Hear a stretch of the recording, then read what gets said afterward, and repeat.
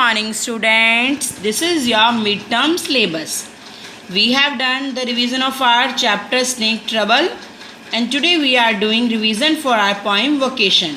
So open page number 82. Vocation means profession. When the gong sounds 10 in the morning and I walk to school by our lane, every day I meet the hawker crying bangles, crystal bangles.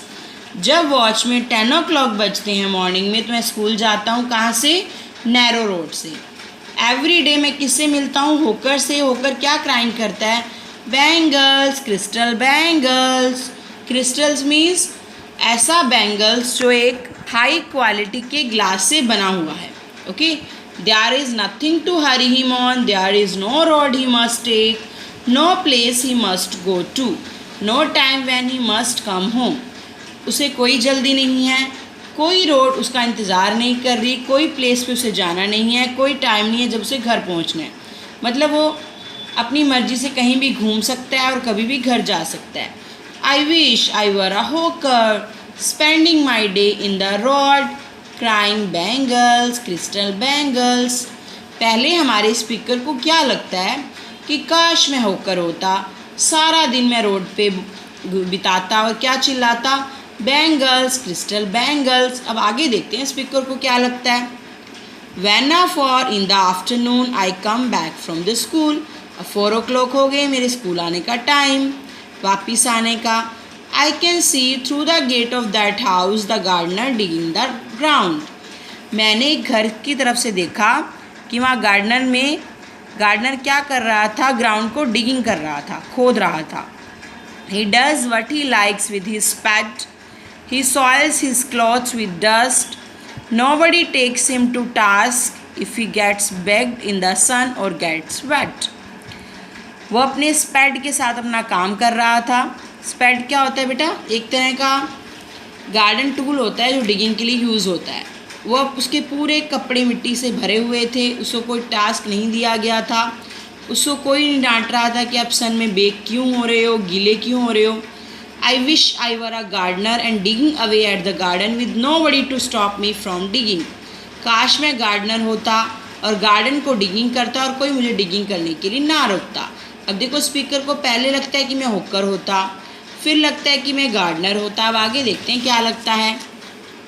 Just as it gets dark in the evening and my mother sends me to the bed.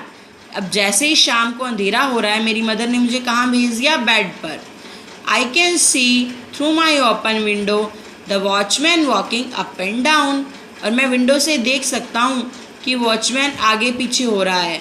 The lane is dark and lonely and the street lamp stands like a giant with one red I in its head.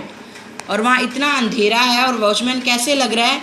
जैसे कि एक लालटेन हो और एक बड़ा और एक आइस के साथ खड़ा हो. The watchman swings his lantern and walks with his shadow at his side and never once goes to bed in his life. Watchman लालटेन लेकर इधर उधर उछल रहा है और उसकी मुझे परछाई दिख रही है और उसे सोने की कोई जल्दी नहीं है. मतलब वो पूरी लाइफ पूरी रात ऐसे ही घूमता रहता है. आई wish I were a watchman walking the street all night. काश मैं वॉचमैन होता और पूरी रात सड़कों पर घूमता. Chasing the shadows with my लालटेन. और लालटेन के साथ अपनी परछाई का पीछा करता. अब देखो हमारे स्पीकर को क्या लगता है. उसे पहले लगता है कि मैं काश होकर होता, फिर लगता है गार्डनर होता और फिर क्या लगता है? वॉचमैन होता. अब ये स्टोरी हमारे पोइट कौन है? हमारे पोइट हैं Rabindranath Tagore ji. Rabindranath Tagore was an Indian short story writer, song composer, playwright, essayist and painter. In 1913 he became the first non-European to win the Nobel Prize for Literature. 1913 में वो पहले नॉन यूरोपियन थे जिनको लिटरेचर का नोबेल प्राइज़ मिला.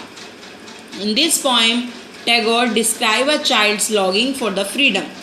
इसमें Tagore describe करते हैं एक बच्चे की इच्छा. He sees in the lives of people. He sees जो वो लोगों की ज़िंदगी में देखता है.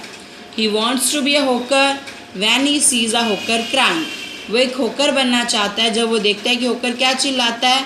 Bangles, crystal bangles. On his way back from school. और स्कूल से वापस आते वक्त ही सीज अ गार्डनर. वो एक गार्डनर को देखता है. And wishes that he were a gardener, और वो विश करता है कि वो गार्डनर होता। At night he wants to be a watchman, और नाइट में वो वॉचमैन बनना चाहता है। When he sees once through his window, जब अपनी विंडो से उनको देखता है। तो ओके, यानी कि हमारा स्पीकर क्या चाहता है, वो फ्रीडम चाहता है। ओके बेटा, I hope you have understood the poem. अब आपको ये पोएम अच्छे से समझ में आ गई। अब आपने इसका नोटबुक वर्क भी लर्न कर लेना है। इसके अंदर जो difficult words, word meaning, question answer जो भी दिया हुआ है वो आपको अच्छे से लर्न करना है। ओके बेटा, bye bye and have a nice day.